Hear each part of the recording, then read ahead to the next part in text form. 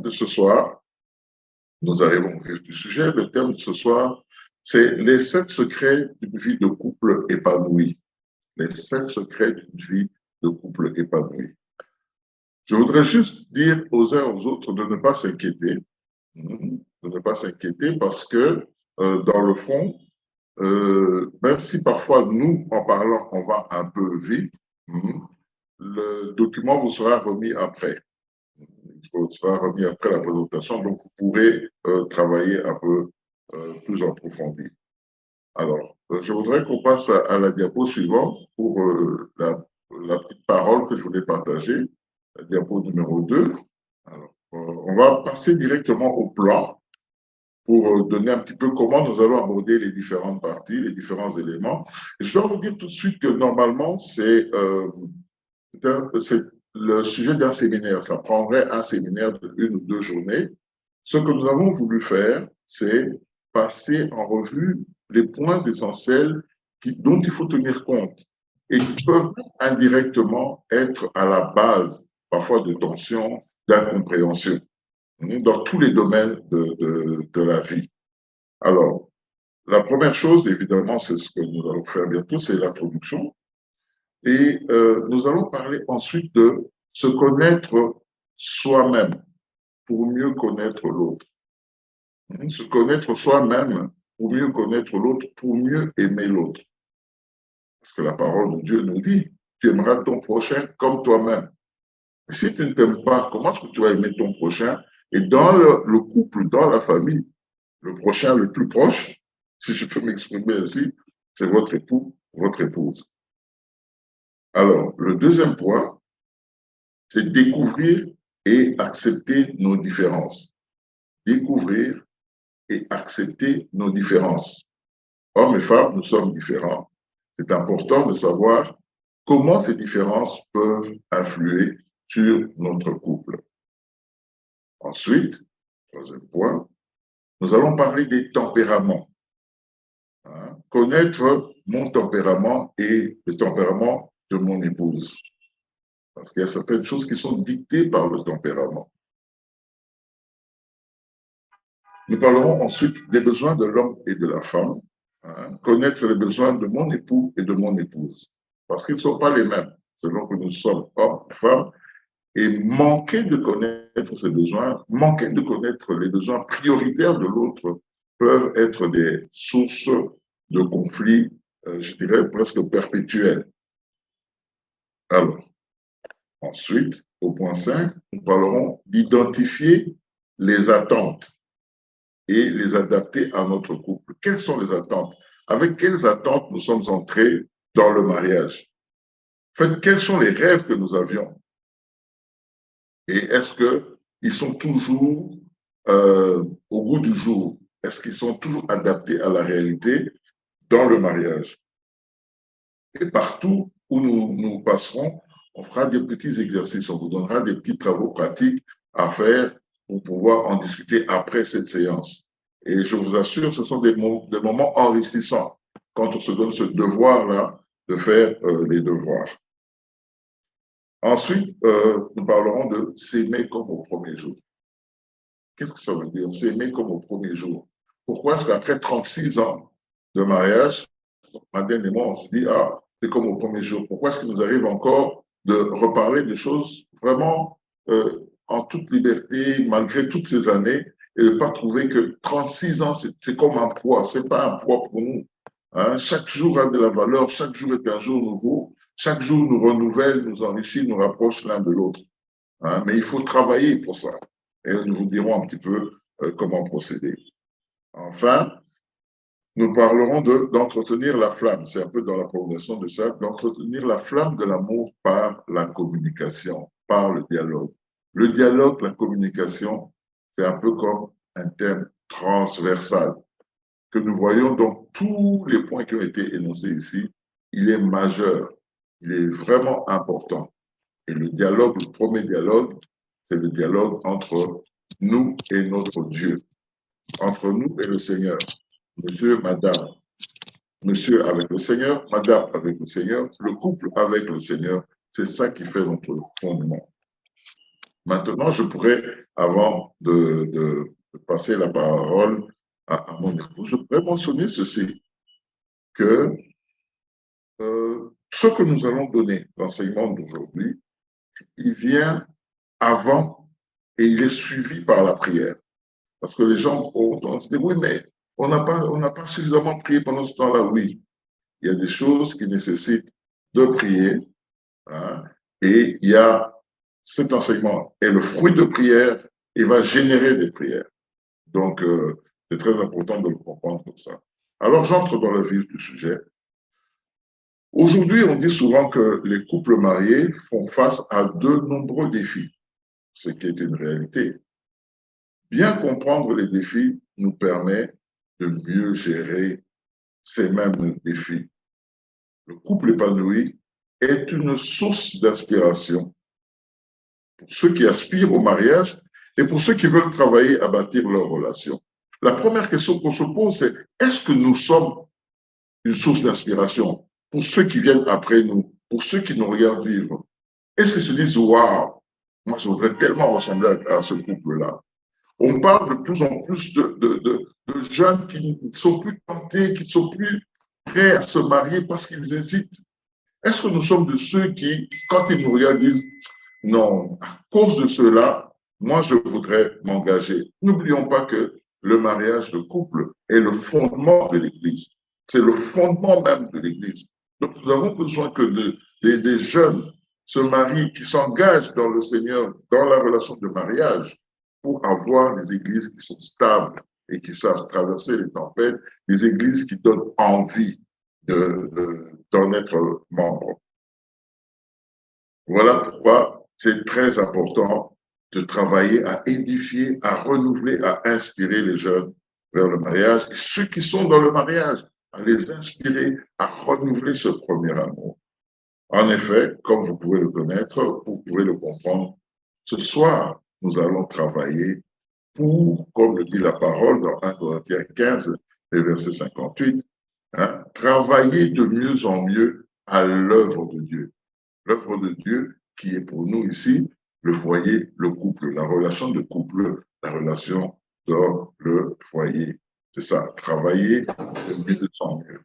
Et donc, je vais passer la parole à mon épouse qui va commencer tout de suite avec se connaître soi-même pour mieux apprendre à connaître l'autre, pour mieux aimer l'autre. Madeleine, tu as la parole. Alors, le premier secret, notre premier secret, c'est vraiment se connaître soi-même. Se connaître soi-même pour mieux connaître l'autre afin de mieux l'aimer. Mais l'aimer comment si on ne s'aime pas soi-même? Alors, avant de commencer à partager ce premier secret, nous avions prié, mon mari et moi, pour faire cette présentation ensemble. Mais le Seigneur a permis que nous soyons séparés par la distance physique. Alors, j'étais un peu peinée parce que je me disais, mais Seigneur, pourquoi tu as permis cela alors que tout était bien prévu? Et le Seigneur a mis sur mon cœur qu'il y a beaucoup de couples qui sont séparés par la distance physique, plus qu'on ne le croit. Il y en a beaucoup, nous qui sommes en Occident, nous connaissons ce que c'est le processus d'immigration. Alors, il y en a qui sont encore séparés. Il y a des couples qui sont séparés à cause du travail.